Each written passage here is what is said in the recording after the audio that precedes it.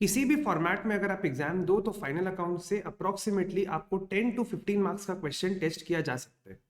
Final accounts chapter में सबसे important topic है फाइनल अकाउंट्स में होने वाले एडजस्टमेंट्स। अप्रोक्सीमेटली 15 to 20 एडजस्टमेंट्स है पूरे पूरे फाइनल अकाउंट्स में। तो आज से हम लोग एक वीडियो सीरीज स्टार्ट कर रहे हैं जहां पर हम लोग सारे एडजस्टमेंट्स को अलग अलग वीडियोस में कवर करेंगे। स्टार्ट करते हैं। और सबसे इंपॉर्टेंट बात, अगर आप लोगों को वीडियो अच्छा लगे तो वीडियो को लाइक करिएगा, अपने फ्रेंड्स के संग शेयर करिएगा एंड यस चैनल को सब्सक्राइब जरूर करिएगा। स्टार्ट करते हैं। सर सबसे पहले बात करते हैं क्लोजिंग स्टॉक क्या होता है। देखिए इसके लिए एक एग्जांपल लेते हैं। मान लीजिए आप मोबाइल फोन बेचते हो, ईयर के स्टार्टिंग में आपके पास 100 यूनिट का ओपनिंग स्टॉक पड़ा हुआ है। सर ओपनिंग स्टॉक क्या हुआ? जो स्टॉक आप लास्ट ईयर नहीं बेच पाए। तो से फॉर एग्जांपल 1 अप्रैल 2021 को, जो कि हमारा ईयर का स्टार्टिंग है, आपके पास यहाँ पर 100 मोबाइल का स्टॉक पड़ा हुआ है। ड्यूरिंग द ईयर आपने 1000 मोबाइल और परचेज किया सेल करने के लिए। तो आपके पास टोटल कितना स्टॉक हो गया? पहले का 100, अभी का 1000, टोटल 1100। इस 1100 मोबाइल से आपने 800 मोबाइल्स सेल कर दिया। 1100 माइनस 800 मतलब ईयर एंड में जब आप अपने गोडाउन को, अपने ऑफिस को लॉक करके 31 मार्च को घर जा रहे हो, तो आपके पास आपके शॉप में, आपके गोडाउन पे 300 रुपीज का स्टॉक पड़ा हुआ रहेगा। इसी अनसोल्ड स्टॉक को अपने लोग क्लोजिंग स्टॉक या फिर क्लोजिंग इन्वेंट्री बोलते हैं। ईयर एंड में जो स्टॉक आपके पास बचा हुआ रह जाए, जो आप बेच नहीं पाए, उस स्टॉक को हम लोग बोलते हैं closing stock. Sir closing stock का वैल्यू कैसे निकाला जाता है? तो देखिए क्लोजिंग स्टॉक पे वैल्यूएशन का एक रूल है। Closing stock is valued at cost और NRV whichever is lower. तो I can take one example. Suppose आपका जो 300 यूनिट का जो स्टॉक बचा हुआ है, इसका कॉस्ट है मान लीजिए 1 लाख रुपीज, ठीक है। और उसका जो नेट रियलाइजेबल वैल्यू है, sir what is net realisable value? This is selling price minus any selling cost that you will have to incur in selling this inventory. तो मान लेते हैं कि आपके पास जो 1 लाख रुपए का स्टॉक है, आप इसको जब बेचने जाओगे तो आपको इससे 90,000 रुपीज मिलेगा। करेक्ट? आपके पास जो 1 लाख का स्टॉक है, जब आप इसको बेचोगे तो एक्चुअली आपको 90,000 मिलेगा। लेकिन उस 90,000 को रियलाइज करने के लिए आपको कुछ ना कुछ सेलिंग कॉस्ट भी इनकर करना पड़ेगा। जैसे मान लीजिए आपने किसी को कमीशन पे कर दिया, और वो कमीशन मान लेते हैं 5,000 रुपीज का। तो your selling price is 90,000 rupees and your selling cost is 5,000। तो आपका जो एनआरवी आएगा, net realisable value, that will be 85,000। तो इन दोनों में जो भी लोअर वैल्यू है उसमें आप अपने क्लोजिंग स्टॉक को वैल्यू कर दोगे। दैट इज आपका क्लोजिंग स्टॉक आपके अकाउंट्स में दिखेगा एट 85,000 रुपीज। सर ऐसा करते क्यों है? देखिए इसके पीछे एक प्रिंसिपल है। ये प्रिंसिपल ये बोलता है कि आप अपने फ्यूचर में होने वाले, आप अपने भविष्य में होने वाले जो भी एंटिसिपेटेड, जो भी एक्सपेक्टेड लॉसेज है, उनको आप आज ही रिकॉर्ड कर लो। अगर आपको लग रहा है कि आपको फ्यूचर में कोई नुकसान हो सकता है, फ्यूचर में कोई लॉस हो सकता है, तो लॉस को आप आज ही रिकॉर्ड कर लो। लेकिन अगर आपको कोई एक्सपेक्टेड गेन है तो आप उसको बिल्कुल ही इग्नोर करो। जैसे इसके लिए एक एग्जांपल लेते हैं। सपोज एक कंपनी है एमआई इंडिया लिमिटेड, जो मोबाइल फोन्स बेचते हैं। उनके पास मान लेते हैं ईयर एंड में 1000 यूनिट का स्टॉक पड़ा हुआ है। ईयर एंड में उनके गोडाउन में 1000 यूनिट का स्टॉक पड़ा हुआ है। ये जो स्टॉक है ना, इसका कॉस्ट है 10,000 पर यूनिट। इसका कॉस्ट है 10,000 पर यूनिट। मतलब आप बोल सकते हो सर इनके पास टोटल 10 लाख रुपए का स्टॉक ईयर एंड में पड़ा हुआ है। इंडिया लिमिटेड के पास ईयर एंड में टोटल 10 लाख रुपए का स्टॉक है। अब आप ऐसा मानो कि जब ये अपना अकाउंट्स प्रिपेयर कर रहे थे, अब देखिए फाइनल अकाउंट्स कभी भी 31 मार्च को प्रिपेयर नहीं होता है।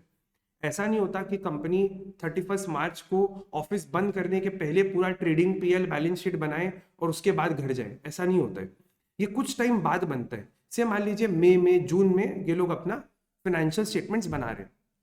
उस दिन ऐसा पता चलता है कि मार्केट में किसी और कॉम्पिटिटर ने, सिर्फ example Vivo, Oppo, any competitor ने इनके स्टॉक जैसा ही एक फोन मार्केट में लॉन्च कर दिया। और वो जो फोन का सेलिंग प्राइस है ना, वो 8,000 रुपए। आराम से आप सोच के देखो, एमआई के पास जो स्टॉक है उसका कॉस्ट है 10,000, एक मोबाइल का कॉस्ट है 10,000, और इनके कॉम्पिटिटर ने जो मोबाइल लॉन्च किया है उसका सेलिंग प्राइस ही 8,000। मतलब सर एमआई को ये पता चल चुका है कि वो इस मोबाइल फोन को 8,000 रुपया से 1 रुपया ऊपर भी नहीं बेच पाएंगे, दैट इज फॉर श्योर। कि जब मेरा कॉम्पिटिटर मेरे से better mobile with better specs 8,000 में बेच रहे, तो how can I expect to sell even at 8,000? Sir 8,000 में भी नहीं बिकेगा। तो उन्होंने एस्टिमेट किया कि इस फोन को हम मैक्स टू मैक्स बेच के नेट में, नेट रियलाइजेबल वैल्यू हमारा 8,000 रुपया आएगा। देखिए, इनको पता है कि हर मोबाइल पे इनको 2,000 रुपए का नुकसान हो सकता है, ये इनका एक्सपेक्टेड फ्यूचर लॉस है। तो आप ऐसा क्यों बोल रहे हो कि मेरे स्टॉक का वैल्यू 10 लाख रुपीज है? नो, यू कैन नॉट से आपके स्टॉक का वैल्यू 10 लाख रुपीज है। यू विल हैव टू से कि सर मेरे स्टॉक का वैल्यू 8 लाख रुपीज है। This is conservatism. कि आप ये मत बोलो कि सर मेरा स्टॉक 10 लाख रुपए का है। अगर आपको पता है कि 10 लाख में नहीं बिकेगा, आपको 2 लाख का नुकसान होने वाला है, तो record this loss today only and value your stock at lower of this. 10 lakh और 8 लाख के लोअर पे आप वैल्यू करो और आप बोलो कि सर मेरे पास जो स्टॉक है वो 8 लाख रुपए का है एंड नॉट 10 लाख रुपीज का। आई होप यहां तक आप लोग को डिस्कशन क्लियर है। अभी तक हम लोग क्या पढ़े? सर क्लोजिंग स्टॉक क्या होता है एंड क्लोजिंग स्टॉक को वैल्यू कैसे किया जाता है। Closing stock is valued at cost और NRV whichever is lower. दोनों फिगर आपको जनरली क्वेश्चंस में मिल जाएगा, आप खाली उसका लोअर देखो and you are good to go. ठीक है, अब सर बात करते हैं क्लोजिंग स्टॉक का ट्रीटमेंट के बारे में। Very interesting thing to understand here is, यहाँ पे देखिए 2 केस पॉसिबल हो सकते हैं। सबसे पहला केस कि closing stock is not a part of trial balance, और एक केस हो सकता है कि क्लोजिंग स्टॉक आपके ट्रायल बैलेंस का ही पार्ट है। देखिए नॉर्मली 90% सम्स जो आपको क्वेश्चन में मिलेगा, 90% क्वेश्चन जो आपको मिलेगा उसमें केस 1 ही रेलिवेंट होगा कि क्लोजिंग स्टॉक आपके ट्रायल बैलेंस का पार्ट नहीं है। नीचे एडिशनल इंफॉर्मेशन में आपको क्लोजिंग स्टॉक दिया हुआ रहेगा। ऐसा ही होता है। सर क्यों ऐसा होता है? क्योंकि देखिए क्लोजिंग स्टॉक ईयर एंड में निकाला जाता है।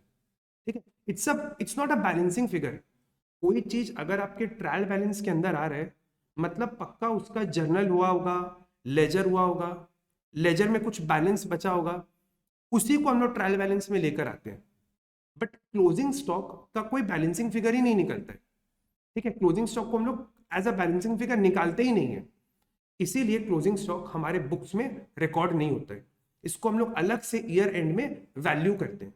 सर कैसे वैल्यू करते हैं? सिंपल तरीका है, आप अपने गोडाउन में जाके चेक कर लो कि फिजिकल आपके पास कितना स्टॉक पड़ा हुआ है, फिर चेक कर लो कि आपका उसका कॉस्ट कितना है, फिर आप चेक कर लो उसका एनआरवी कितना है, नेट रियलाइजेबल वैल्यू जो भी लोअर हो उस पर उसको वैल्यू कर दो। बट सर अभी तक ये स्टॉक हमारे बुक्स में आया नहीं है, ये हमारे बुक्स के बाहर है, it's physically lying in my godown, इसको आपको अपने बुक्स में लाना पड़ेगा। तो बुक्स में लाने के लिए हम लोग क्या करते हैं? एक जर्नल एंट्री पास करते हैं which is closing stock account debit to trading account. Sir closing stock account debit to trading account, sir ये हुआ क्या? देखिए क्लोजिंग स्टॉक आपका असेट है, इस साल आप नहीं बेच पाए हो, आप इसको नेक्स्ट ईयर बेचोगे, इट्स योर असेट। तो ये क्लोजिंग स्टॉक कहाँ जाएगा? सर ये क्लोजिंग स्टॉक जाएगा आपके बैलेंस शीट में। सर क्योंकि ये देखिए हम लोग अकाउंट्स में हर चीज डबल एंट्री सिस्टम फॉलो करते हैं कि हर चीज का 2 एस्पेक्ट है। क्योंकि ये आपके ट्रायल के अंदर नहीं है, मतलब इसका जर्नल नहीं हुआ है, आपको अब इसका डबल इंपैक्ट सोचना पड़ेगा कि इसका और एक इंपैक्ट कहाँ पे पड़ेगा। तो इसका और एक इंपैक्ट पड़ेगा आपके ट्रेडिंग अकाउंट में। तो इसका हम लोग एडजस्टमेंट कैसे करेंगे? एक तो आपको इसको अपने क्लोजिंग ट्रेडिंग अकाउंट के क्रेडिट साइड में रिकॉर्ड करना पड़ेगा, और एक आपको इसको एज एन असेट अपने बैलेंस शीट में भी रिकॉर्ड करना पड़ेगा।